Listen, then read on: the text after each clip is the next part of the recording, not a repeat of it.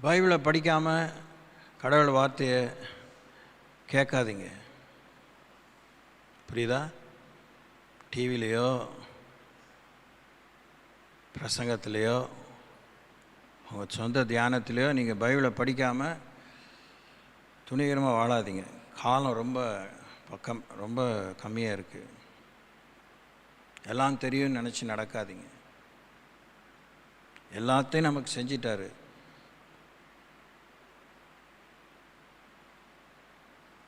நமக்குள்ளே இருக்கிறாரு. நமக்குள்ளே அவர் அடைப்பட்டு கிடக்கிறாரு.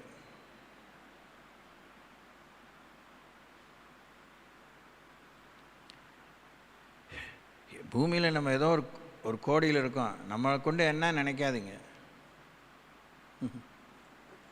எதுக்கு தமிழ் அப்படி சொல்லியிருக்காங்க, வல்லவனுக்கு புல்லும் ஆயுதம்னு?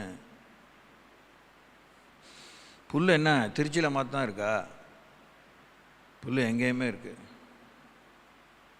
கிராமத்தில் மாத்தான் புல் இருக்கா? அவன் வீட்டிலே புல் வளர்க்குறான்.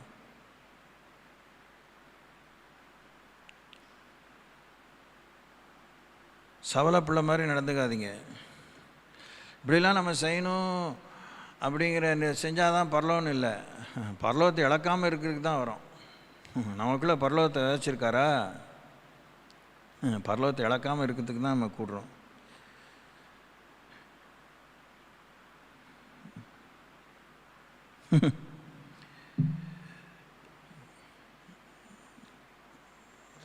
ஆண்டவருடைய இரக்கத்தை பற்றி கொள்வோம். வீணாக்கக்கூடாது. அது பெரிய ஒரு இதெல்லாம் கேட்க நமக்கு இஷ்டப்படாட்டினாலும் வீணர்களை பற்றி வீணடிக்கிற விஷயத்தை பற்றியும் ஆண்டவர் ரொம்ப சீரியஸாக இருக்கார். நமக்கு கிடைக்கலங்கிற ஒரு காரியம், நமக்கு கிடையாதுங்கிற ஒரு காரியம், இதை பற்றி தேவன் டிஸ்டர்ப் ஆகுறதில்ல. தூங்காமல் கேட்கணும். நமக்கு ஒரு காரியம் கேட்குறோம், அது கிடைக்கல, ஐயோ என் பிள்ளைக்கு அது கிடைக்கலையே அப்படின்னு ஆண்டவர் துக்கப்பட போகிறதில்ல. நம்ம ஒரு காரியம் கேட்குறோம், ஒத்த காலம் நின்று கூட கேட்போம், அவனுக்கு கிடையாது அது அப்படின்னு சொல்கிறத கூட ஆண்டவர் சொல்லிட்ட பிற்பாடு துக்கப்படுறதில்ல. ஆனால் நமக்கு ஏற்கனவே கொடுத்துருக்காரு பாருங்கள், அதை வீணடிக்கிறோம் பாருங்கள், டென்ஷன் ஆயிடுறாரு. புரிஞ்சுக்கிற மாதிரி சொல்கிறேன். கடவுளுக்கு டென்ஷன் இருக்கான்னு பெரிய புத்திசாலித்தனமாக பாஸ்டர் கடவுளுக்கு டென்ஷன் இருக்குன்னு சொல்லிட்டு இருந்தால் நீங்கள் தான் நஷ்டப்பட போகிறீங்க. ஓகே, நம்ம ஆவிக்குரிய ஓட்டத்தில் கட்டப்படாமல் இருக்கணும்னு பார்த்தோம், அடிமைப்படக்கூடாதுன்னு சொல்லி பார்த்தோம், அகப்படக்கூடாதுன்னு சொல்லி பார்த்தோம், மோசம் போகாமல் இருக்கணும்னு சொல்லி பார்த்தோம், கடந்த வாரத்தில் இழுக்கப்படாதிருங்கள் சொல்லி பார்த்தோம், வஞ்சிக்கப்படாதிருங்கள் சொல்லி பார்த்தோம். இன்றைக்கி கெடுத்து கொள்ளாதிருங்கள். ஆவிக்குரிய வாழ்க்கையில் உங்களை கெடுத்து கொள்ளாதிருங்கள். ஆவிக்குரிய வாழ்க்கை பூமிக்குரிய வாழ்க்கைன்னு இல்லைங்கிறத கிட்டத்தட்ட சம் 4 இயர்ஸுக்கு முன்னாடியிலேருந்தே நான் உங்களுக்கு சொல்லிகிட்ருக்கேன். மோர் தேன் தேட். ஆமாம், நாம் மறுபடியும் பிறந்த ஜனங்கங்கிறத தப்பட்டை வச்சு ஊதி வளர்த்து சொல்லணும் அவசியம் இல்லை. அது முதல்ல நாம் தான் ரியலைஸ் பண்ணணும், நாம் தான் ஒத்துக்கணும், அதை பற்றி நிச்சயம் இருக்கணும். அப்படி இருந்துட்டோன்னா நமக்கு நம்முடைய வாழ்க்கையினுடைய மூச்சு பேச்சு எல்லாமே கணக்கு தான். அது விசேஷமான விசாரணைக்குரிய உள்ள கணக்கு.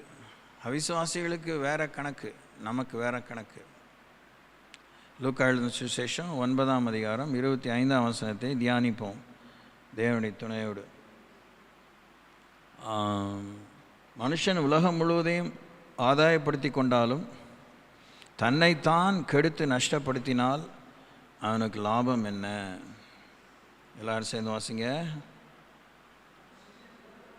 மனுஷன் உலகம் முழுவதையும் ஆதாயப்படுத்தி கொண்டாலும் தன்னைத்தான் கெடுத்து நஷ்டப்படுத்தினால் அவனுக்கு லாபம் என்ன அப்படின்னு சொல்லி பார்க்குறோம்.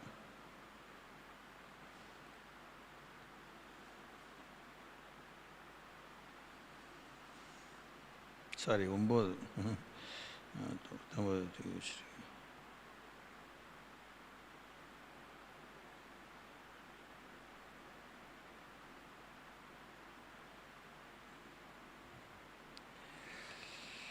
தன்னைத்தானே கெடுத்துக்கொள்கிற ஒரு காரியம் நமக்குள்ளே இருக்குங்கிறத பார்க்குறதே ஒரு ஒரு பக்கத்தில் பெரிய பாக்கியம், இன்னொரு பக்கத்தில் துர்பாக்கியம். பார்க்க முடியாதது துர்பாக்கியம். நம்ம கெடுத்துக்கிட்டு இருக்கோங்கிறது பார்க்க முடியலன்னா it's a curse upon us. If we are able to recognize that we are cheating ourselves, that we are getting rotten every day, it's a blessing. உலகம் முழுவதையும் ஆதாயமாக்கி கொள்றதுல நமக்கு ஒன்றும் ஈடுபாடு இல்லை. நம்ம மனசு சொல்லிகிட்ருக்கு அடிக்கடி. நம்ம நினச்சிட்டு இருக்கோம் இந்த வேர்ல்டு மேப்பில் பார்த்துட்டு இருக்கிற அந்த 2238 நேஷன்ஸில் இருக்கிற விஷயம் தான் நம்ம தேடலை அப்படின்னு. நம்ம ஒவ்வொருத்தரும் ஒரு உலகம் வச்சுருக்கோமே. ஓகே, அது ஒன்றா நாவே ஒரு அநீதமான உலகம் பைபிள் சொல்லுதா? So we have different worlds. நாமே நமக்காக ஒரு உலகத்தை உண்டாக்கிக்கிட்டோம்.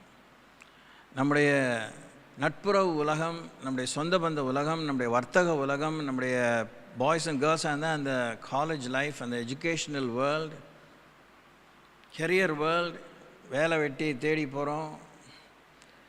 ஆஃப் லேட் லைக் ஒரு 50-60 இயர்ஸ்லேருந்தே நிறைய உலக மக்கள், எல்லா வயசுக்காரங்களும் ஏறக்குறைய ஒரு 50 வயசுக்கு வரைக்கும் கூட அநேகர் வேலையை மாற்றிக்கிட்டே இருப்பாங்க பாருங்கள்.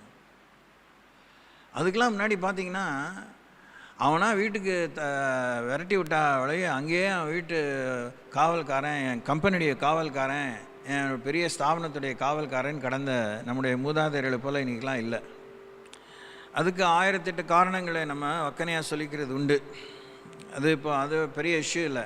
ஆனால் நமக்குன்னு ஒரு உலகம் இருக்குதுன்னு சொன்னேனே, அதுதான். ஆனால் தேவன் ரொம்ப பச்சையாக சொல்லியிருக்காரு, நான் என் உலகத்தை சார்ந்தவன் அல்ல, நான் இந்த உலகத்தான் அல்லாதது போல் நீங்களும் உலகத்தார் அல்லன்னு சொல்லி யோவான் எழுதின சுவிசேஷத்தில் ஆண்டவர் சொல்கிறார். அது நமக்கு பிடிக்கல, தெரியலங்கிறதெல்லாம் அதெல்லாம் அபத்தம். ஒருத்தன் கிறிஸ்தவ விட்டா வந்த உடனே அவனுக்கு தேவையானதெல்லாம் தெரிஞ்சிடும். அதை நான் உங்களுக்கு ஓயாமல் சொல்கிறேன் தெரியுமா? வாசிக்கலாம். யோவான் எழுதின சுவிசேஷம் 17ஆம் அதிகாரம். ஏசப்பா பிதாவிட்ட ஜெபம் பண்ணுறார். இந்த மாதிரி ஒரு பொறுப்பான, ஒரு உத்தரவாதம் மிக்க, ஒரு கரிசனை மிக்க, ஒரு பண்பு மிக்க, ஒரு பாசம் மிக்க, அர்ப்பணித்த ஒரு ஜெபத்தை பார்க்கவே முடியாது. யோவான் எழுதின சுவிசேஷம் 17ஆம் அதிகாரத்தில் 13ஆம் வசனத்தில் சொல்கிறார், இப்பொழுது நான் நம்மிடத்துக்கு வரேன் சாமி, அவர்கள், அதாவது நீங்கள் எனக்கு தந்த என்னுடைய பிள்ளைகள், சீஷர்கள், மனவாட்டி, அவர்கள் என் சந்தோஷத்தை நிறைவாய் அடையும்படி உலகத்தில் இருக்கையில் இவைகளை சொல்லுகிறேன். நான் உம்முடைய வார்த்தையை அவர்களுக்கு கொடுத்தேன். நான் உலகத்தான் அல்லாதது போல அவர்களும் உலகத்தார் அல்ல, ஆதலால் உலகம் அவர்களை பகைத்தது.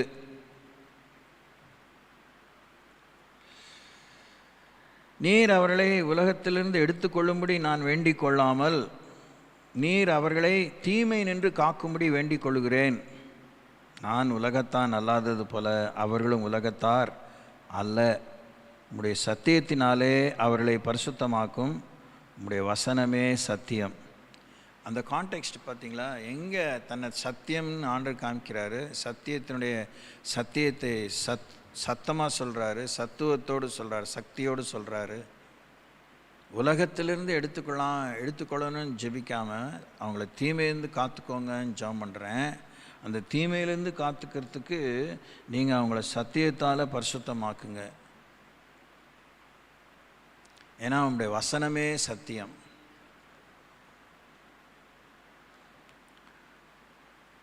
அப்போ நம்ம நாமே நமக்கு உண்டாக்கிட்ட அந்த வேர்ல்ட்லேருந்து வெளியே வந்துடணும். இயேசு நமக்கு உருவாக்கி கொடுத்த அந்த உலகத்துக்குள்ளே வந்துடணும். 4 செவுரு உள்ள இந்த கட்டடத்துக்குள்ளே வந்துடணுங்கிறது என்னுடைய பிரசங்கம் இல்லை. ஒருவேளை நான் ஊழியத்தை ஆரம்பித்தபோது அந்த ஆதி அன்பு அறியாத இல்லை இன்னும் அறிவு குறைவில் இருந்த வைராக்கியத்தில் வேணால் இதுதான் என் உலகம் நினச்ச காலங்கள்லாம் உண்டு. இப்படிலாம் ஒன்றுமே இல்லை, நான் பிறந்ததுலேருந்தே பெரிய வெளிப்பாடு புரிதல் அதிகமாக இருக்கிறேன்னு சொல்லிக்கிறதுக்கெலாம் ஒன்றும் இல்லை. ஆனால் போக போக மனுஷனுடைய கைகளினால் கட்டப்பட்ட ஆலயங்களிலே தேவன் வாசமாக இரார் என்று சொல்லும்போது, கடவுள் இங்கே வாசமாக இல்லை, இது வியாபார ஸ்தலமாக மாற்றிக்கலாம் அப்படின்னு சொல்கிறதுக்கும் வாய்ப்பு இல்லை. ஏன்னா அப்படி தான் மனுஷனுடைய கைகளால் கட்டப்பட்ட ஜபாலயங்களெல்லாம் அவங்க கலர் குகை ஆக்கினது இயேசுவால் ஏற்றுக்க முடியலையே. பிளைன் ட்ரூத் இல்லையா? அதை பற்றி அவர் பிரமாதமாக வயலண்ட்டாக ரியாக்ட் பண்ணியிருக்கிறாரு, விரட்டியே விட்டுருக்காரு. அப்போது இப்படி நாம் கூடுகிற ஜபக்கூடம், ஆராதனை கூடம், இல்லை தொழுகை கூடம், அதை நம்ம மரியாதையோடு வச்சுக்கிறதும் அவசியம்தான். ஆனால் அதை விட இந்த இடத்துக்குள்ளே உலகத்தை நம்ம கொண்டு வந்துடக்கூடாது. இந்த இடத்துலேருந்து நம்ம உலகத்துக்குள்ளே போய் அங்கெல்லாம் நம்ம தேவ பிரசன்னத்தை இறக்க முடியுதான் தேவன் நம்மை தெரிந்து கொண்டு இருக்கிறார். சரி, ரொம்ப நீங்கள் தனியாக நிறைய யோசிக்க வேண்டிய, தியானிக்க வேண்டிய விஷயம். நம்மளை நாமே கெடுத்துக்கொள்ளாமல் இருக்கிறதுக்கு லூக்கா எழுதின சுவிசேஷம் 4:5-7 வரைக்கும் வாசிக்கும்போது, பின்பு பிசாசு அவரை உயர்ந்த மலையின் மேல் கொண்டு போய் உலகத்தின் சகல ராஜ்யங்களையும் ஒரு நிமிஷத்திலே அவருக்கு காண்பித்து, இவைகள் எல்லாவற்றின் மேலுள்ள அதிகாரத்தையும் இவைகளின் மகிமையும் உமக்கு தருவேன், இவைகள் எனக்கு ஒப்பு கொடுக்கப்பட்டிருக்கிறது, எனக்கு இஷ்டமானவனுக்கு இவைகளை கொடுக்கிறேன், நீர் என்னை பணிந்து கொண்டால் எல்லாம் உம்முடையதாகும் என்று சொன்னான். அவர் உயரமான இடத்துக்கு கொண்டு போனான். நாமும் உயரமான இடத்துக்கு போகணுன்னு ஒத்த காலம் நிற்கிறோம். நம்ம விருப்பத்தை தேவன் நிறைவேற்ற தாமதம் பண்ணினால் நாம் சாத்தானை தான் நாடுகிறோம். நேரடியாக நாடாட்டாலும் நமக்கு 1008 ரூட்டு தெரியுது. இதுவுமே இந்த ஊழிய பாதையில் நிறைய முறை சொல்லியிருக்கேன். எக்ஸாக்டாக எண்ணிக்கை தெரியல. விழுந்து போன மனுஷன் பிசாசை விட புத்திசாலி. பிசாசு அவனை உபயோகிச்சுக்கிறான், பிசாசுக்கிட்டேருந்து அவன் அவ்வளோ கற்றுக்கிறான். பிசாசு நமக்கு ரூட்டு போட்டு கொடுக்கறத விட நாம் அவனுக்கு ஆலோசனை கர்த்தராக மாறிடுறோம். இதெல்லாம் ஒத்துக்க முடியாமல் தான் திருன்னு உட்காந்த மாதிரிலாம் நிற்பீங்க. அதை பற்றிலாம் எனக்கு பிரச்சனையே கிடையாது. நான் சொல்கிறதெல்லாம் 100க்கு அப்படியே 100% உண்மை. 100% உண்மை. அதனால தான் நம்ம மறுபிறப்படைந்தவங்க ஆண்டோடைய வார்த்தையில் நிற்கணும், அவருடைய ஆவியில் நிறைஞ்சிருக்கணும், அவருடைய ரத்தத்தில் நம்ம இருக்கணும். அப்படிங்கிறது என்ன? வசனம்தான். அவர் ரத்தத்தை பற்றி பேசினாலும் வசனம்தான், ஆவியை பற்றி பேசினாலும் வசனம்தான், ஆவியானவரை பற்றி பேசினாலும் வசனம்தான், அப்பம் என்று பேசினாலும் வசனம்தான், ஆளை பற்றி கிறிஸ்துவை பற்றி பேசினாலும் வசனம்தான். அதில் இருக்க போதனை தான், அதில் இருக்க எதிர்பார்ப்பு தான், அதில் இருக்கிறதான அறிவுரை தான், அதில் இருக்கிறதான வழிமுறை தான், ஏகுமுறை தான், திட்டங்கள் தான், நியதி தான். போதிக்கிறவங்களுக்கு அதுதான், கேட்குறவங்களுக்கு அதுதான், முந்தினவர்களுக்கு அதான், பிந்தினவர்களுக்கு அதான், மூத்தவர்களுக்கு அதான், இளையவர்களுக்கு அதான், அடிமை, யூதன், கிரேக்கன், ஆண், பெண், சுயாதீனன், ஏழை, பணம், எல்லாருக்கும் அதான். யாரும் விதிவிலக்கு அல்ல. ஸோ நாம் உயர்ந்த எல்யோன்கிற அவர்கிட்ட தான் நமக்கு பாதுகாவல். அவரை தவிர இந்த உலகத்தில் இருக்க எந்த உயர்ந்த ஸ்தானத்திலும் நமக்கு சரியான படுகொலி இருக்குது, சரியான வீழ்ச்சி இருக்குது, சரியான சோதனை இருக்குது, சரியான தலை சுற்றுற விஷயம் இருக்குது. பார்க்கணும் நீங்கள். அவர் உயர்ந்த மலையின் மேல் கொண்டு போய் உலகத்தின் சகல ராஜ்யங்களையும் ஒரு நிமிஷத்திலே அவனுக்கு காண்பித்து, அவ்வளோ அவனுக்கு ஸ்கில் இருந்திருக்கு பாருங்கள். Within a minute Satan could show Jesus all of the world. உலகத்திற்கு எல்லாத்தையும் அவர் காமிச்சிட்டான். இவைகள் எல்லாவற்றின் மேல் உள்ள அதிகாரத்தையும் அவன் மகிமையை நான் நமக்கு தருவேன். அவன் காமிச்ச போது அதுக்குள்ளே எல்லாம் இருந்துச்சு, அதிகாரங்கள்லாம் இருந்துச்சு, மகிமையெல்லாம் இருந்துச்சு, பேர், புகழ், பிரஸ்தாபம், பணத்துக்கு பணம், ஆளுக்கு ஆள். நமக்கு அதுக்கு மேலே வார்த்தை இல்லை. 16 பெற்று பெருவாழ்வார்னு தமிழில் ஒரு உச்சகட்டமாக சொல்லியிருக்காங்க. 16 விதமான ஆசீர்வாதங்கள். அதுக்கு மேலே அவன் காமிக்கிறான். தெரிஞ்சது தெரியாது.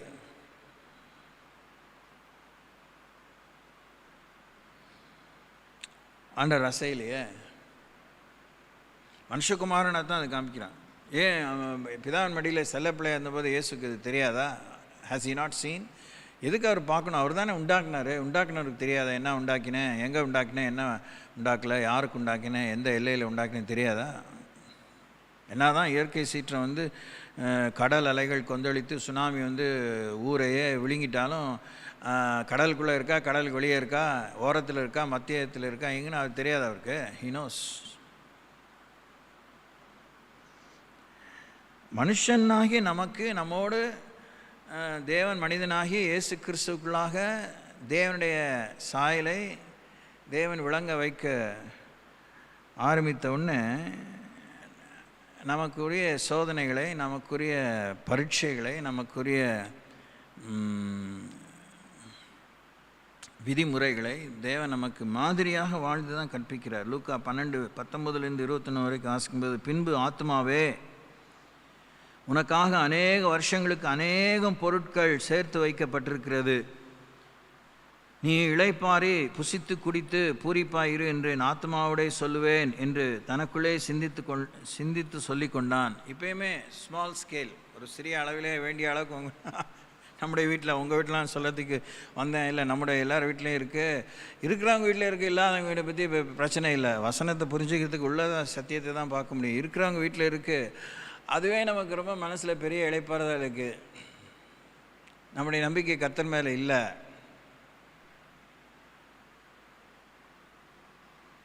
இல்லை, நீங்கள் ஒத்த கால நின்னாலும், பெரிய கட்சி கட்டிட்டு சண்டை போட வந்தாலும், நான் சொன்னது தான். திருப்பி அந்த வசனத்தை வாசிச்சு உங்களுக்கு சொல்கிறேன். என் ஆத்மாவே உனக்காக அநேக வருஷங்களுக்கு அநேகம் பொருட்கள் சேர்த்து வைக்கப்பட்டிருக்கிறது. இருக்கா உங்கள் வீட்டில்? ஒத்துக்க மாட்டீங்க. ஐயோ, யாராக வந்து கேட்டுற போகிறாங்க, கூட பிறந்தனே பங்கு வந்துட போகுது. ராணி இறந்த உடனே எங்கள் வீட்டில், இங்கேருந்து எங்கள் வீட்டுக்கு கொண்டு போனேன்னா மல்லிகைபுரத்துக்கு, அப்போ 2 பேர் என் மூஞ்சிலே நேராக வந்து சொன்னதும் தெரியும், எனக்கு என் காதில் விழுந்தது எனக்கு தெரியும். அதை நான் புகாராக எடுத்துக்கல, பெரிய சாவான பாவம் குற்றச்சாட்டாக எடுத்துக்கல. ஆனால் that's how people look at. 2 பேருக்கு இவ்வளோ சாமானா? She is lying as a dead body there. That's the attitude of people.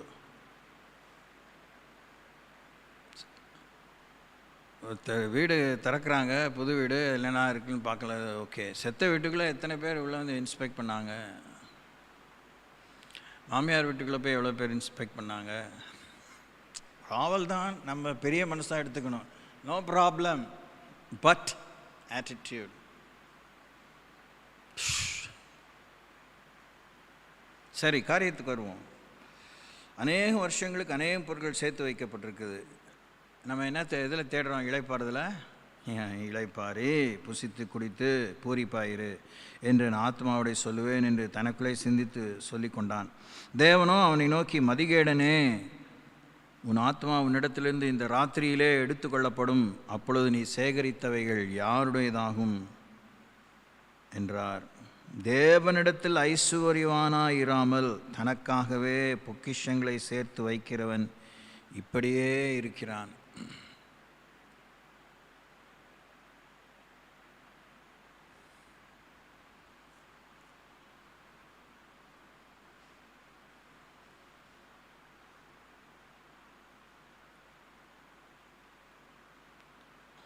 தன்னை கெடுத்து கொண்டால், தன்னைத்தான் கெடுத்து நஷ்டப்படுத்தினால் அவனுக்கு லாபம் என்ன?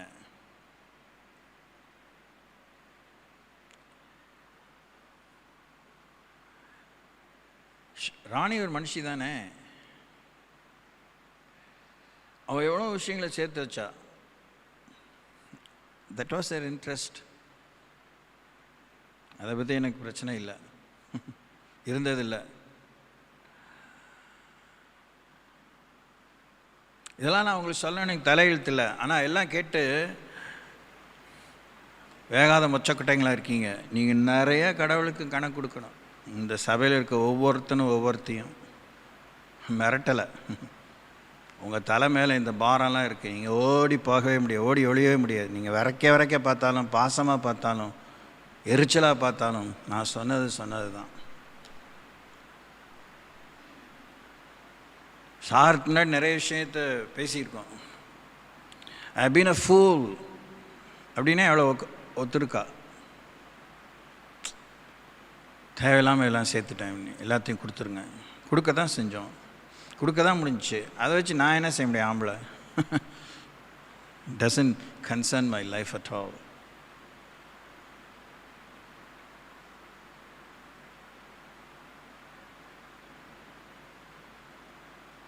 கண்ணுக்கு முன்னாடி சாதாரண ஒரு சாமானியனாக வாழ்ந்த ஒரு பெண்ணு தான்.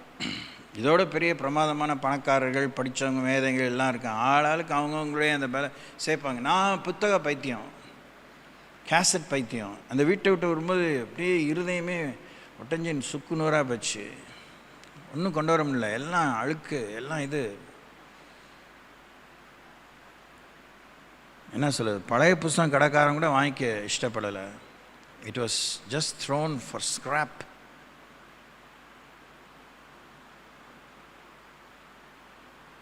ஒவ்வொன்றுக்கும் அப்பப்போ அந்தந்த காலத்தில் அந்தந்த மதிப்பு கொடுத்தானே வாங்கினோம். மதிப்பும் போச்சு, பொருளும் போச்சு, அனுபவ பாதியதையும் போச்சு.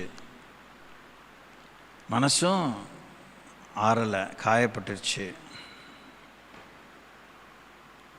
அதனால தான் சாமி சொன்னார், நமக்கு யாருக்காவது போதிக்கிறவங்களுக்கோ கேட்குறவங்களுக்கோ அவன் எவ்வளோ பெரிய அப்போஸ்தலனாக இருந்தானே, யாராக இருந்தானே, உடனே மற்றவங்கள கல்லேறி தான் யோசிப்போம். அவர் ரொம்ப யோகியமாக, அவர் பெரிய இதாக யாரும் இல்லை. அதான் நம்முடைய நிலை அவ்வளோதான், நம்முடைய ரீச் அவ்வளோதான், நம்முடைய எல்லை அவ்வளோதான்.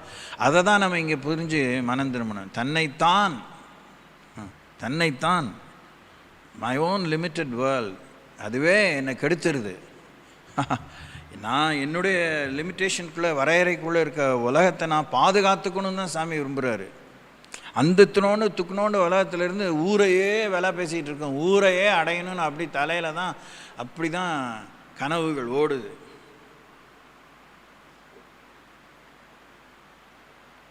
ஆனால் ஆத்ம ஆதாயம் இல்லை, தேவனை ஆதாயப்படுத்திக்கல. கர்த்தரிடத்தில் ஐஸ்வர்யவான்களை இருக்கிறதுக்கு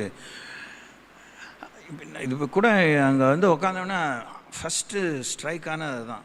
இங்கே வந்தவொன்னே தான் நமக்கு அந்த ஜபங்கள்லாம் அப்படியே இம்ப்ரெசிவாக செய்கிறோம், பாடெல்லாம் பொறுக்கி எடுத்து பாடுறோம். The moment the meeting is closed, மைண்டே ஷிஃப்ட் ஆகிடுது. ஒரு தொப்பியை கழட்டி போட்டோம், ஹேட் போட்டுட்டு போனால் அதை கழட்டி போட்ட மாதிரி.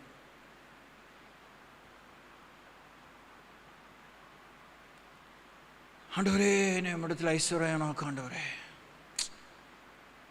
நம்மிடத்தில் எனக்கு பெரிய செல்வாக்கு இருக்கணும், நான் நம்முடைய மரியாதைக்குள்ள ஒரு பிள்ளையாக இருக்கணும் அப்படி இங்கேருந்து இப்படி ஒப்பாரி வச்சுட்டு இருப்போம். முடிஞ்ச உடனே மறந்துடுவோம். எத்தனை முறை திரும்பி ஞாபகப்படுத்தும் போதெல்லாம் அத்தனை புசுங்கிறோம், அதுக்கப்புறம் மறந்துடுறோம். பிகாஸ் அது நமக்குள்ளே இல்லை. நமக்குள்ளே இல்லாததை நமக்குள்ளே விட்டுடுறோம், வான்னு கூப்பிட்டு வச்சுடுறோம். அது வெளியே போக மாட்டேங்குது, நம்மளை விரட்டுது. நீ போய் அதெல்லாம் உள்ள கொண்டு வா, அங்கே இருக்கிறவங்க உள்ளே கொண்டு வா, அதெல்லாம் அங்கெல்லாம் கொண்டு வா. நமக்குள்ளே சாத்தானி சிந்தனையில் வந்தோடனே அது என்ன பண்ணுது, உலகத்தில் இருக்கலாம் எனக்குள்ளே கொண்டு வா, நான் உனக்கு காமிக்கிறேன் அதில் என்னெல்லாம் இருக்குன்னு. இயேசுவே தூக்கிட்டு கொண்டு போய் காமிக்கிறான்ல, இங்கே பாருங்கள் ராஜ்யம்லாம் இருக்குது பாருங்கள், இந்த பாருங்கள் அதிகாரங்கள் பாருங்கள், அந்த மகிமையெல்லாம் இருக்குது பாருங்கள். இதெல்லாம் ஆண்டவர் வெட்டித்தனமாக எழுதியிருக்கான்னு நினைக்கிறீங்களா? கிடையாது. ஐஸ்வர்யான்களாக அவர்கள் தேவனிடத்தில் ஐஸ்வர்யானாக இராமல் தனக்காகவே பொக்கிஷங்களை சேர்த்து வைக்கிறவன் இப்படியே இருக்கிறான். அது வேறு, அது ஒரு பெரிய பலகீனம் பாருங்கள். இதெல்லாம் நம்ம ரிசால்வ் பண்ணாமல் நல்ல பிள்ளைங்க மாதிரி வந்துட்டு போகிறதும், அப்படி மேனாமினிக்கிகளை போல் அப்படி ரொம்ப அப்படியே எல்லாமே டீசெண்டாக பேசுகிறதும் கொள்றதும் ஸ்தோத்திரம் பண்ணியதா என்னையா இது தெரியாதா? அடியில் என்ன இருக்குது? வல்கேனம் அடியில் என்ன இருக்குது? எரிமலை அடியில் என்ன இருக்குது? பாதாள சாக்கடை. ஊருக்கு அடியில் என்ன இருக்குது? பாதாள சாக்கடை. எப்படி சௌரியம்? எப்படி பார்த்தாலும் அப்படி தான். ஸோ நம்ம அஸ்திவாரத்தில் என்ன இருக்குது? ஏசப்பா பரலோக ராஜ்யத்தை பற்றி சொல்லும்போது என்ன சொன்னார்? என் வார்த்தையில் கேட்டு அதன்படி செய்கிறவனே நான் புத்தியுள்ள மனுஷனை கூப்பிடுவேன், அவன் கண்மலையின் மேல் தன் வீட்டை கட்டினவன். He had a strong foundation, he had a secure foundation, and there was not dirt under it. ஏன் அப்படின்னு நான் புரிஞ்சுக்கிறேன்னா, this is my understanding. பெருமழை பெய்தது, பெரும் வெள்ளம் வந்தது, பெருங்காற்று அடித்தது. அஸ்திவாரத்தை என்ன செய்துன்னு கேட்காம இருந்திருக்கிறதுக்கு வாய்ப்பே இல்லை. ஆனால் அது கண்மலையின் மேல் கட்டப்பட்டிருந்தது. அது பாதாள சாக்கடை மாதிரி உள்ள 1008 அண்டர் கிரவுண்ட் வேலை இருந்தால் அதை அரிச்சிருக்கும். ஏன் இப்போ தான் சமீபத்தில் நீங்கள் பார்த்தீங்களா இல்லையோ, வேர்ல்டு வைடாக அப்படியே மாறி மாறி மாறி அந்த மிடில் ஈஸ்ட் கண்ட்ரீஸில், இந்த யூரோப்பியன் நேஷன்ஸ்லலாம் ஃப்ளட்ஸ், காட்டாற்று வெள்ளம் வந்து அரிச்சு போட்டுருச்சு. பெரிய பெரிய கட்டடம்லாம் சரிஞ்சிருச்சு. ஊரே இல்லை, ஊரே இழுத்துக்கிட்டு போயிடுச்சு. அப்போ அவங்க அஸ்திவாரம் ஒருத்தன் பெரிய பெரிய ட்ரக்ஸு, பஸ்ஸு, லாரி அதெல்லாம் வந்து இழுத்துட்டு போகுதுன்னா தண்ணியோடைய வாட்டர் கரண்ட் எப்படி இருக்குது பாருங்கள். அதே மாதிரி தான் ஒருத்தன் ஆண்டோடைய வார்த்தை கேட்டு புத்தி இல்லாதவன், அவன் மணலின் மேல் வீட்டை கட்டினான். அவனுக்கும் அதே சோதனை தான். ஆனால் மணல் காட்டாட்டு வெள்ளத்தில் அரித்து போடப்பட்டது, வீடு சரிந்து விட்டது. இயேசு தான் சொல்லியிருக்காரு. இது இயேசு தான் இந்த நியாய விசாரணை எடுத்துக்குவார். அவர் வந்து உட்கார மாட்டார், வசனத்தை கொண்டு போய் நிறுத்திடுவார். அதை நம்ம உண்டு இல்லைன்னு ஆக்கிறோம்.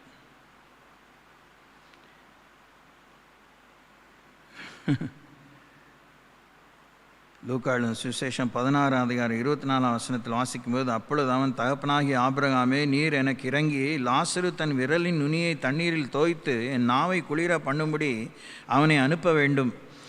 இந்த அக்கினி ஜுவாலையில் வேதனைப்படுகிறேனே என்று கூப்பிட்டான். ஐஸ்வர்யான் வந்து தெரு பொறுக்கியில், ஊர் பொறுக்கியில் அவன் வந்து சம்பிரமமாய் வாழ்ந்தான், அவ்வளோதான். He was so self-engrossed. He was so full of his self. உலகத்தில் இருக்கிற விசுவாசிகளுக்குள்ளே, தேவ பிள்ளைகளுக்குள்ளே, அது எந்த டினாமினேஷனாக இருந்தாலும் சரி, குறிப்பாக பைபிளை தூக்குனவங்களுக்குள்ளே, அவங்க தான் பைபிளை தூக்காதவங்கள அவங்க இங்கே வந்தவொன்னே அவங்களெல்லாம் நம்ம பேயின்னு சொல்லியிருக்கோம். இப்போலாம் டீசெண்டாக பேசணும்னு நினைக்கிறோம். ஆனாலுமே ரெண்டும் ஒரே குட்டையில் வர்ற மட்டை மாதிரி தான். என்ன சொல்கிறோம்? பைபிளை தூக்கிட்டு நம்ம சம்பிரமமாய் தான் வாழ்கிறோம், சுயநல கேட்டில் தான் வாழ்கிறோம், பகிர்ந்து கொடுக்கறதே இல்லை. பகிர்ந்து கொடுக்குறவனுக்கு பேர் சேர்க்குறோம். சகைவுக்கு யாராவது பேர் சேர்த்தாங்களா? இல்லை. சகைவே பேர் சேர்த்துக்கிட்டாரா? இல்லை. உணர்வு வந்துச்சு, ஒரு முறைக்கு 1 மடங்குக்கு 4 மடங்கு திருப்பி கொடுக்குறேன்னாரு. இந்த வீட்டுக்கு ரட்சிப்பு வந்தது மாத்திரம் ஆண்டவர் சொல்லிட்டு சீல் பண்ணிட்டு போயிட்டே இருந்தார். அவனும் போயிட்டே இருந்தான். நான் செய்ததை பார்த்தீர்களா, நான் கட்டின அந்த விடுதியை பார்த்தீர்களா, அதெல்லாம் that was not Zacchaeus' concern.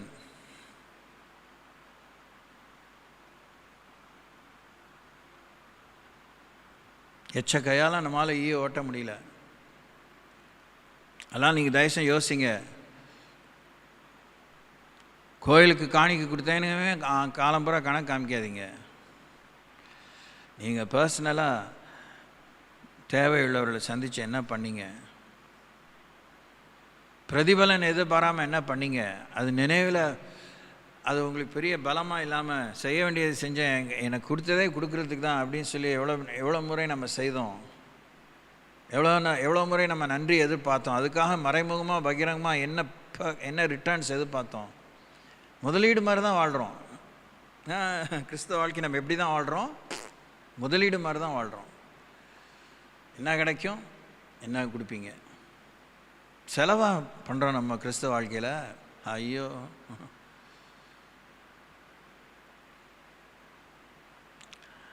உட்கார முடியல உங்களால். இல்லை, எனக்கு தெரியும்.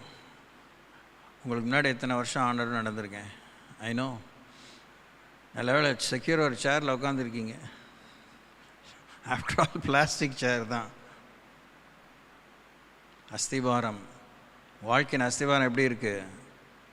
உங்கள் முதலீடு எப்படி இருக்குது? கர்த்தர் இடத்துல எல்லாம் முதலீடு இல்லை, சேவை, அர்ப்பணிப்பு, காணிக்கை. காணிக்கை முதலீடு கிடையாது. காணிக்கை வந்து நன்றியின் பிரதிபலிப்பு. சொல்லி ரிஃப்ளெக்ஷன் ஆஃப் யோர் கிராட்டிடியூட். காணிக்கையை நம்ம வந்து முதலீடாக நினச்சோன்னா ரொம்ப கேவலமான வியாபாரிகள்.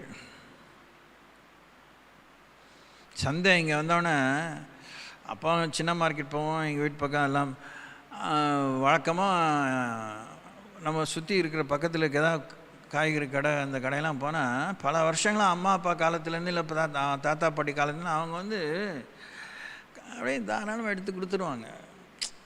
அவங்க ஒரு ரேடியோ கரெக்டாக 100 கிராம் தான், இல்லை பரவாயில்ல எடுத்து போ தம்பி அப்படின்ட்டுருவாங்க. அவங்க அதனால் நாளைக்கு கடைக்கு வருவான் அவங்க எதிர்பார்க்குறதில்ல. சும்மா வழக்கமாக கேட்பேன், என்ன ரொம்ப நாள் ஆச்சு கடை பக்கம் வரவே இல்லை அப்படின்னு கேட்பாங்களே இல்லையா, நீ ஒன்றால் வியாபாரமே நின்று போச்சுப்பா என்னப்பா அப்படி. That is not there attitude. அவங்களுக்கே அந்த மாதிரி ஒரு நல்ல எண்ணம் இருக்கு. நம்ம எப்படி இருக்கோம் கடவுளோட பழகிறதுல, எப்படி இருக்கோம்?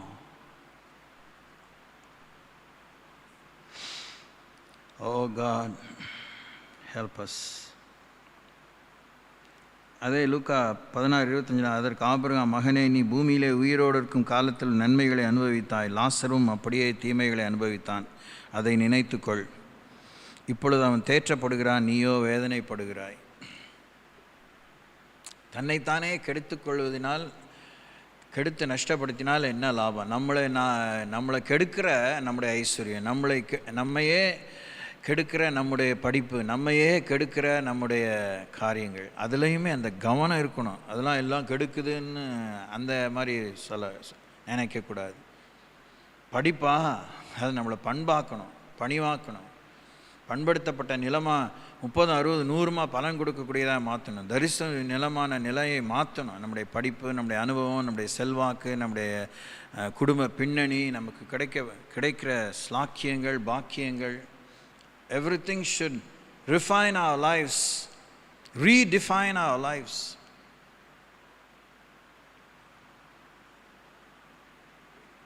அம்மா அப்பா கஷ்டப்பட்டு சம்பாதிச்சுப்பாங்க, அவங்க காலத்துக்கு நம்ம கேடி ஆயிடக்கூடாது. நம்ம அந்த பைசாவில் ஒன்று கூட நம்முடைய உழைப்பு இல்லை. ஸோ ஆட்டிடியூட் தான், வளர்ப்பு தான். நம்ம சபையில் நான் சொல்லியிருக்கேன், அசோக் லேலண்டுங்கிற பெரிய கம்பெனியுடைய முதலாளி அந்த இப்போ கூட இன்றைக்கி ஒருத்தர் இறந்துருக்கார், ஒரு இஸ்லாமியர். அவர் தான் இந்த எம்ஏஎம் காலேஜஸ், எம்ஏஎம் இன்ஸ்டிடியூஷன்ஸுக்கு பார்த்தீங்களா, அதனுடைய ஃபவுண்டர்.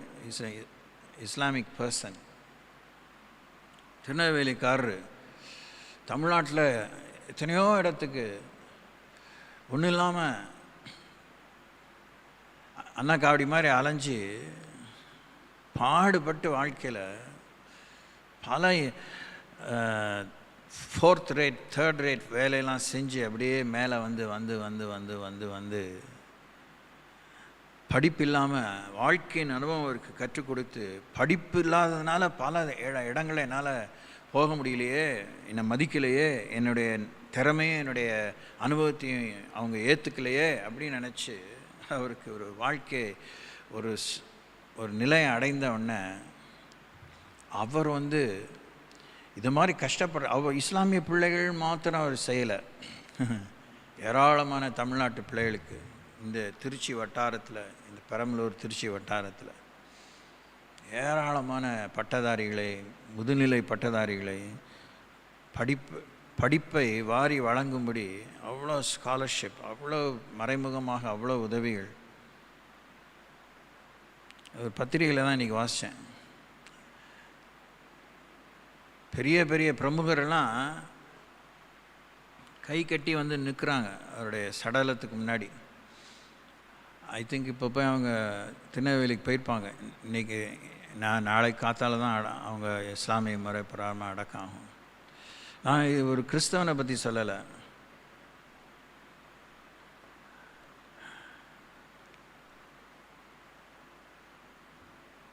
கேட்கணும். எல்லாரும் அப்படி தான் நடந்துக்கணுங்கிறது இங்கே பிரசங்கம் இல்லை. உங்கள் நிலையில், உங்களுக்கு கொடுத்த பின்னணியில் எவ்வளோ செலவு ஆறீங்க, எவ்வளோ செலவழிக்கிறீங்க.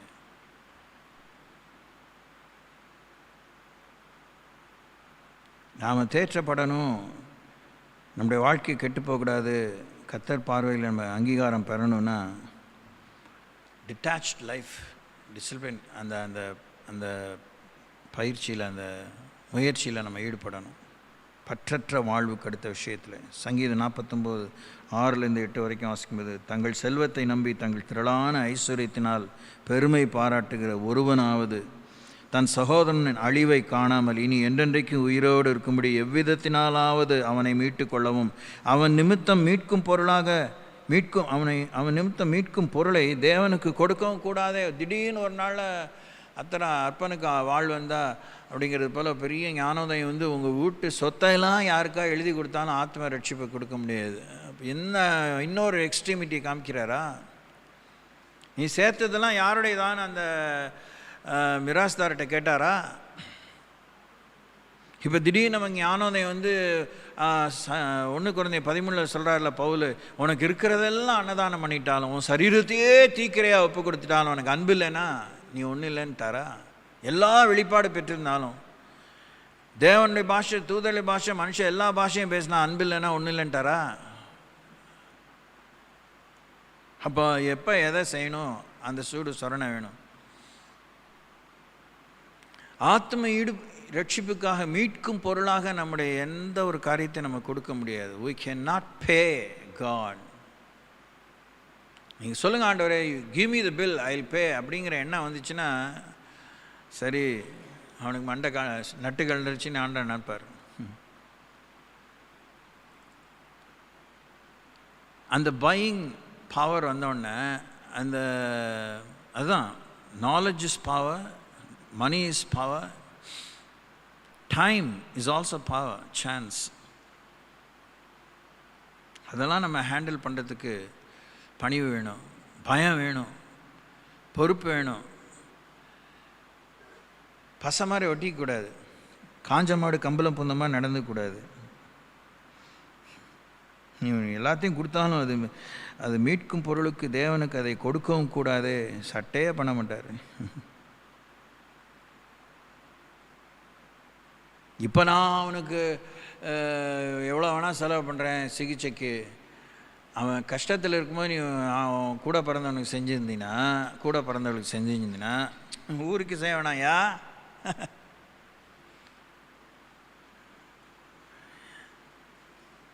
இப்போ அவனுக்கு பைபிள் வாங்கி தரேன், இது அதெல்லாம் வேஸ்ட்டு.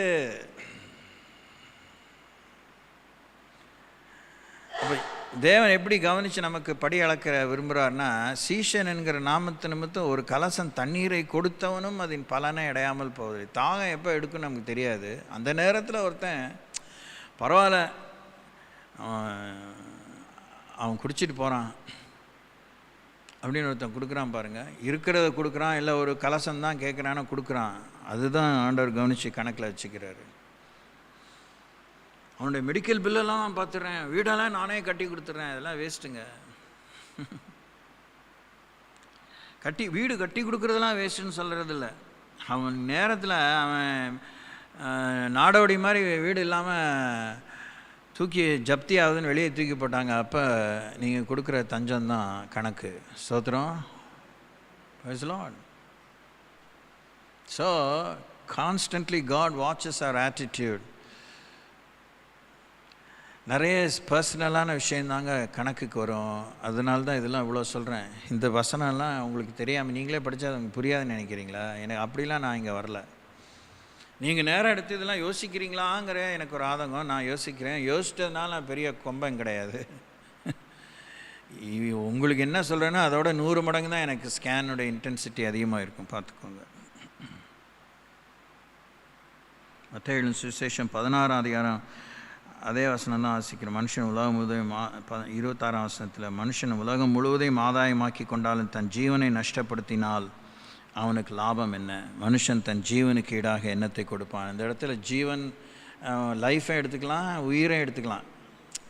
வாழ்க்கைங்கிற அந்த ஜீவிதத்தை எடுத்துக்கலாம், உங்கள் உயிரை எடுத்துக்கலாம். யோசித்து பாருங்கள். எனக்கு ஆண்டவர் மறுஜீவன் தான் கொடுத்தாரு, இல்லைன்னா சொல்ல முடியாது. ஆனால் எனக்கு அதனுடைய பெரிய அந்த அவங்க அந்த கொரோனா டைமில் கொடுத்த அந்த ஃபியர்லாம் எனக்கு ஒன்றுமே வரல. ஆனால் போயிருந்தது தான் அவ்வளோதான். அதுக்கப்புறம் அவ்வளோதான். நம்ம பேர் மறந்துடுவோம், ஊரை எல்லாம் மறந்துடுவோம், ஒன்றும் செய்ய முடியாது. No reentry. இப்போ நம்ம ஜீவனை நஷ்டப்படுத்திக்கிறதுக்கு சுகத்தை எவ்வளோ கெடுத்துடுறோம் பாருங்கள். ஏன் பலவீனப்படுறீங்க? ஏன் நம்ம உங்களை பிரசங்க பாணியில் சொல்ல, நாம் ஏன் பலவீனப்படுறோம்? நேரத்துக்கு ஒழுங்காக சாப்பிடலாமே, காசு இருக்குல்ல. சாப்பிட்டா சொத்தை தின்னே அழிச்சிட்டான்னு சொல்லி உனக்கே அதை பற்றி. சொத்தை அனுபவிக்கிறது ஜீவன் இருந்தால் தானே அனுபவிக்க முடியும், சுகம் இருந்தால் தானே அனுபவிக்க முடியும். அதனால் திண்ணி பண்டாரமாக இருக்கணும்னு பைபிள் சொல்லலையே, பெருந்திண்டியாக இருக்கான்னு சொல்லியிருக்கேன். நேரத்தை சாப்பிடு, வேண்டியதை சாப்பிடு, மிச்சமாக வச்சு நாளைக்கு பார்த்துக்கிறேன். ஏன் நாளை பற்றி உனக்கு என்ன தெரியும்? இன்றைக்கி சாப்பிட்டுருந்தா சந்தோஷமாக இருந்திருப்பேன். நாளைக்குன்னா ஐயோ சமைச்சு வச்சு சாப்பிடாமல் போயிட்டேன். அல்பங்கள், அல்பம்.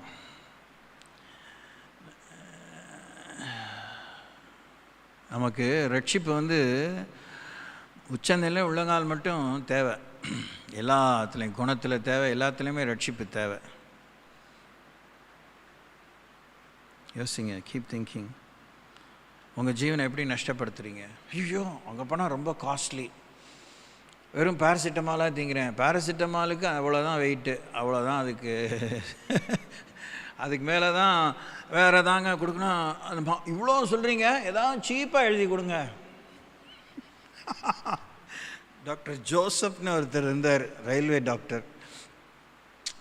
என்ன பண்ணுறது, எனக்கு வேறு எக்ஸாம்பிள் தெரியல. எங்கள் வீடு எங்கள் இதை தான் சொல்ல முடியும். There was a time we were in big time crisis. அப்போ ரொம்ப பெரிய ட்ரீட்மெண்ட்லாம் எடுத்துக்க முடியாது. ரயில்வே ஹாஸ்பிட்டலுக்கு போயிருக்கோம், கோட்டர் ஸ்டேஷனில். அப்போ doctor Joseph is a background person. அவர் நல்ல விட்டி பர்சன், நல்லா பேசுவார். பேசுகிறதுலே எல்லாருக்கும் நல்லாயிரும், தைரியம் கொடுத்துருவார். ஆனால் சப்பா கட்டவே மாட்டார், ரொம்ப ஸ்ட்ரெயிட் ஃபார்வர்ட் பர்சன். ஆனால் அவருக்கு ஒரு பயங்கர திறமை, பயங்கரமான விஷயத்தை சுரீர் நறுக்குன்னு நாசுக்காக சொல்லிடுவார். அப்போ கூட அவர் சொன்னார் ஒன் டைம், இப்போ நம்ம ஆஸ்பத்திரியில் இந்த மருந்து இல்லை மேம், நான் எழுதி கொடுக்குறேன், தனியாக வேறு ப்ரிஸ்கிரிப்ஷன் எழுதி கொடுக்குறேன், ரயில்வே இதில் எழுதக்கூடாது, தனியாக எழுதி கொடுக்குறேன், நீங்கள் வெளியே போய் வாங்கி சாப்பிடுங்க. அவ்வளோனா இது எவ்வளோ கொஞ்சம் காஸ்ட்லி தான் அவரே சொல்கிறாரு. ஒரு ஆர்கியூமெண்ட் போயிட்டுருக்கு. அவர் என்ன பண்ணார், ஒன்றும் பிரச்சனை இல்லை, நம்ம ரயில்வேயில் 100 ml 1 லிட்டர் வேணால் கொடுக்க சொல்ல, கார்மினேட்டிவ் மிக்சர்னு ஒன்று இருக்குது. ஆஸ்பத்திரியில் அதை வாங்கி வேணால் போய் ஜூஸ் குடிக்கிற மாதிரி குடிங்க மேம், சரியாகும் போது சரியாகும், யூ மே கோ அப்படின்ட்டார். வழி நெடுக்க சிரிப்பு தான் ரிக்ஷாவில்.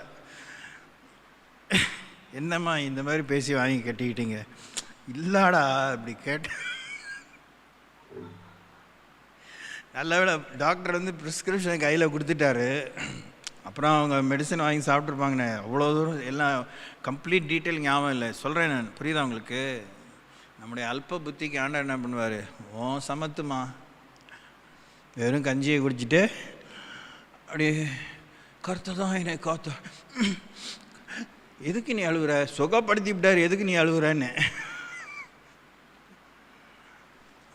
அப்படி கண்ணீர் சிந்தும் போது கண்ணை நோண்டிடணும், வேஷமே கூடாது. கடவுள் இவ்வளோ உதவி செய்யும்போது, இல்லை உங்களுக்கே அந்த சிரமம், எதுக்கு வந்தீங்க, அப்புறம் சிரமம் நினச்சி ஏன் வந்தீங்க, வீட்டிலே இருந்துக்க வேண்டியதானே. இதெல்லாம் போலித்தனமான வாழ்க்கையின் பாணி. That's why we don't learn anything right. சுகமாக எதையும் கற்றுக்கிறதில்ல. அது எங்கெங்கெல்லாம் எப்போல்லாம் ரிஃப்ளெக்ட் ஆகுன்னு சொல்ல முடியாதுங்க. அது பிகு பண்ணுற வாழ்க்கை இருக்குது பாருங்கள், அது நிறைய காரியத்தை நஷ்டப்படுத்திடும். இலையில் பரிமாறும், எனக்கு வேண்டாம் அப்படின்னு அடுத்தவனுக்கு அள்ளி வச்சோன்னே, ஐயோ அவ்வளோ வைக்கிறானே எனக்கு.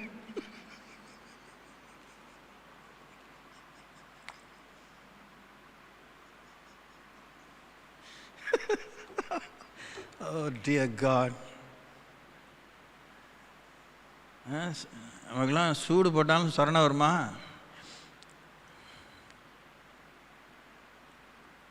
சில பேர் தாங்களாக பசிக்கு போய் உட்கார மாட்டாங்க. யாராவது வர மாட்டாங்களா, யாராவது வர மாட்டாங்க, அவங்க வராங்களா, யாரும் வர மாட்டாங்க. சில பேர் நேராக போய் உட்காந்து நல்லா சாப்பிட்டு கை கழிப்போம். அது வாழ்க்கை போது பாரு. நம்ம ஊரையும் பார்த்து சொந்தம் பந்த பார்த்து தெருக்காரங்க வரலாம், அவங்க உட்காரங்கலாம் வீட்டுக்கு பட்டினியாக யாருமே வரல, எல்லாம் உட்காந்து அங்கேயே பேசிகிட்டு இருக்காங்க. எனக்காக பசிக்கிழுது, அங்கே போய் உட்கார வெக்கமாக இருக்குது.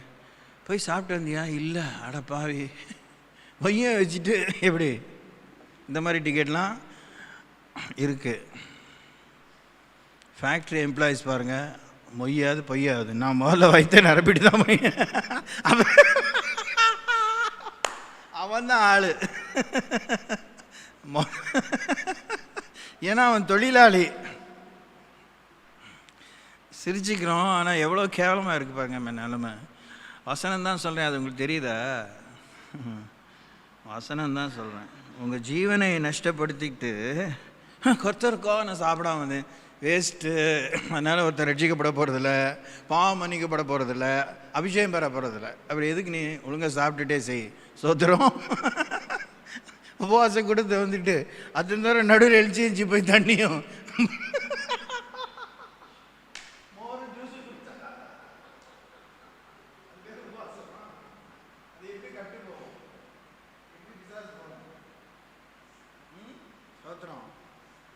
சத்தமே இல்லை. சோத்திரம் எப்படி வரும்? இல்லை நடக்குது போல இருக்கு. ஆமாம். மார்க் எழுதின சுவிசேஷம் 9ஆம் அதிகாரம் 43-48 வரைக்கும் ஐயோ நம்ம நேரம் ஆயிடுச்சு. சரி, இந்த வசனத்தை முடிச்சிடுவோம். உன் கை உனக்கு இடறல் உண்டாக்கினால் அதை தரித்து போடு. நீ 2 கையுடையவனாய் அவியாத அக்கினியில் உள்ள நரகத்திலே போவதை பார்க்கிலும் ஊனனாய் ஜீவனுக்குள்ளே பிரவேசிப்பது உனக்கு நலமாயிருக்கும். கையை காலை வெட்டிக்கான்னு ஆண்டவங்க சொல்லலை, அதெல்லாம் நமக்கு தெரிஞ்ச வேத பகுதி. அது ஒரு ஹைப்பர் போலே, அது ஒரு இலக்கணத்தில் ஒரு, அதை இன்னும் அடிக்கடி மறந்து போகுது. நான் இன்னொரு தடவை சரியாக படிச்சுட்டு சொல்கிறேன். அது ஒரு காரியத்தினுடைய உச்சத்தை, அகோரத்தன்மையோ இல்லை அதனுடைய அதிகாரத்தையோ அதனுடைய ஆழமான தாக்கத்தையோ தெரியப்படுத்துவதற்காக உபயோகப்படுத்தப்படுகிற ஒரு இலக்கண ரீதியிலே சொல்கிறது. அதனால் கையை காலை வெட்டிக்கங்க, கண்ணை பிடுங்கிருங்க, அந்த அர்த்தம் இல்லை அது. ஓகே. அங்கே அவர்கள் புழு சாவாமலும் அக்கினி அவியாமலும் இருக்கும்னா என்ன அர்த்தம்? நொந்து நூலாகிட்டே இருப்போம். எத்தனை பேர் அப்படி இருக்கீங்க? கிடச்சிருந்தா போயிருந்தா வந்துருந்தா நல்லா இருக்கும். வீட்டுக்கு வந்து துக்கப்படக்கூடாது. வேண்டான்னு வந்துட்டிங்களா, வேண்டானே இருக்கணும், அடுத்த வேலையை பார்க்கணும். ஸ்தோத்திரம். நீங்கள் தான் பொம்பளைங்க தான், உங்களை பற்றி தான் நிறைய சொல்லலாம். எங்கேயாவது என்ன சொல்லுது, ஒன்று வாங்கினா ஒன்று கிலோ, அது இன்னொரு சூப்பரான விஷயம். ஒன்று வாங்கினா ஒன்று இலவசம்னா வீட்டில் உடனே 10 வாங்கிட்டு வருது. என்னடி ஒன்று வாங்கினா ஒன்று இலவசம்னா 10 வாங்கிட்டு வர? ஐயோ கடவுளை, என்ன பண்ணுறது? அந்த மாதிரி தான் இருக்கு. நம்மளை பார்த்து பரலோகம் சிரிக்குது, பிசாசு சிரிக்குது. நல்லா ஏமாத்தினேன் பாருங்கள். ஒன்றே ஒன்று வாங்க போயிட்டு கடையை வாங்கிட்டு வந்தோம். இப்போ என்ன பண்ணுறது? ரேக்கு முடிச்சு அடிக்க வச்சுக்க. அதெல்லாம் எங்கள் அப்பா நக்கல் பண்ணுவார் நிறையா. சரி, பரம தகப்பன் என்ன சொல்கிறாரு? ரொம்ப துக்கமாக சொல்கிறார். அங்கே அவர்கள் புழு சாவாமலும் அக்கினி அவையாமல் இருக்கும். 10 கிலோ பருப்பு வாங்கி வச்சா என்ன செய்ய முடியும்? ஒரு வீசம்படி பருப்பு தான் போட்டு சாம்பார் வைக்கிறீங்க. நீங்கள் என்ன சேர் மாதிரியே வைக்கிறீங்க, லொட தண்ணி மாதிரி வைக்கிறீங்க. வச்சுவிட்டு அது என்றைக்கு ஆகும்? அதுவாக இருக்க வண்டி வச்சிடும். வெயிலில் வச்சாலும் வண்டு தான், டப்பாவில் வச்சாலும் வண்டு தான். தேவையாது அவனுக்கு. அங்கே அவள் புழு சாவாமலும் அக்கினி அவியாமலும் இருக்கும். இதுதான் பதுக்கலுங்கிறது. சிரிச்சிட்டு சத்தியத்தை விட்டுறாதீங்க. பதுக்கல். உன் கால் உனக்கு இடரல் உண்டாக்கினால் அதை தரித்து போடு. 2 கால் உடையவனாய் அவியாத அக்கினிலே நரகத்திலே தள்ளப்படுவதை பார்க்கிலும் சப்பானியாய் ஜீவனுக்குள் பிரவேசிப்பது உனக்கு நலமாயிருக்கும். ஊழியத்துக்கு போக முடிஞ்சு போகாமல் இங்கே வந்து கோயிலில் மழங்கால் போட்டுலாம் ஜம் பண்ணாதீங்க. சோத்திரம். சத்தமே இல்லை. Praise Lord. ஊழியத்துக்கு போகிறது காய்க்கால்லாம் இழுக்கும் குறக்களி. ஆனால் கல்யாணத்துக்கு போகும்போது ஆட்டோ முடிஞ்சால் ஓலா டாக்ஸி கணக்குக்கு வரும். சத்தம் இல்லை. Praise Lord. பாஸ்டர் மேலே கோவப்பட்டு என்ன பிரயோஜனம்? ஒன்றும் பிரயோஜனம் இல்லை. பரலோகம் எல்லாத்தையும் வீடியோ பிடிக்குது. சோத்திரம்.